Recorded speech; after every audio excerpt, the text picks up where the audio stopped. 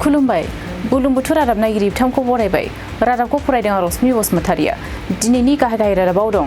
जुमदुवार block BPF लाइमोन आफाद आरो बीएसएफनि बानजायनायाव हानजा सुरनाय हाबाफारि खुंदों गा ब्रैथि बुरखां दिन्थिगासे थुनफावथाय बादायलायनाय खुंफुंनो साखाफारा जादों हास्रावारि प्राइमारि बीपीएफनि बानजायनायाव बाइक रेलि हाबाफारि खुंदों दानिया फैदो आबुं रादाबाव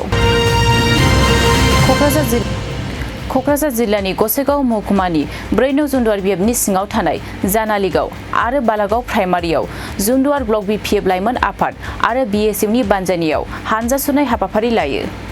बे हाबाफारियाव 4 नं जुमदुवार बिएफनि बिजाथि रेरेवा नार्जिहारिजों लोगोसे बीपीएफनि दैदेनगिरि आरो जानालिगाव प्राइमारिनि गासै सा 1500 आरो बालागाव प्राइमारिनि गासै सा 800निबो बांसिन रायजो राजाफोरा बाहागो लायो बे हाबाफारिनि गेजेरजों 4 नं जुमदुवार बिएफनि बिजाथि रेरेवा नार्जिहारिया फोरमायदि गासैबो मेल मिटिंआव रायजो राजाफोरनि नुजाथिखौ नायनानै गावनि देरहानाया रोखा आरो बिटिसिआव बीपीएफ हानजायानो सरकार दागोन होनना फोरमायो प्राइमारिनिफ्राय आरो खाथियाव नांजाबनाय जानालिगाव प्राइमारिबो दं आरो जों बालागाव प्राइमारिनिफ्राय जोङो इउथ आरो बीएसयू वुमेन्स आरो गोबां कमिउनिटिफोरखौ लानानै नेपालि जेरैहाय राभा बर' सान्थालि उराव जों गासिबो ज' जानानै 800निफ्राय 900सिम मानसि जोङो दिनै हानजा सुरदों फैगोन इलेक्सन देरहागोननि थाखाय जोंनि बे हानजा सुरनायखौ जोङो खुसियै रंजायै दावबायदों 800 जननिख्रुइबो बारा सुबुङानो ओंखारबावगौमोन नाथाय माखासे जोंनिया कमिउनिकेशना गोजान जानायनि बेलायाव बेखिनियाव जोङो दिनै बे 800निबो एसे बाराखौल' मोनदों बिनि बांसिन मानसिया जोंहा दंखायो आरो जों बालागाव प्राइमारिनिफ्राय 100आव 100% देरहानायखौ आरो फिन सरकार दागोनखौ बिटिसिआव सरकार दागोनखौ जों प्राइमारिया नुहुरो सरनाय बालागाव प्राइमारि कमिउनिटि बिसिडिसि अफिसनिफ्राय लानानै जोङो श्रीरामपुर बालागाव बलमजरा एसएसबि बेनिफ्राय फिन जोङो खानसि बाजार फैनानै दङा बाजाराव जोङो रेस्ट लाफैगोन आरो बेयाव हानजा सुरनायनि नामाव जोङो फ्रेम बस मोनसे खालामदों बिटिसिनि इलेक्सनाथ' मथा-मथि डिसेम्बरनि फार्स्ट उइकआव जों जागोन 10 थारिख गेजेराव जागोनखौ जों आसा खालामो मानोना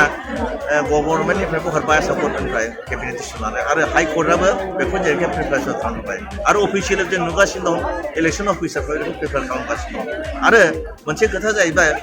नैबे भटार लिस्ट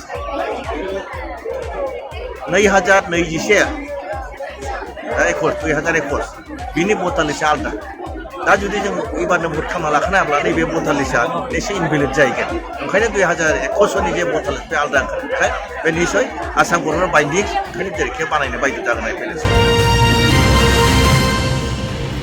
अख्रां-दि स्काई मुंनि मोनसे समाज हारिमुआरि आफादा बोसोरफ्रोमबो खुंबोबाय थानाय बायदिनो देग्लायबो फैगौ 21 आरो 22 नभेम्बर खालि खुंगा ब्रैथि बुरलां दिन्थिगासे थुनफावथाय बादायलायनाय हाबाफारि खुंफुंनो साखाफारा जादों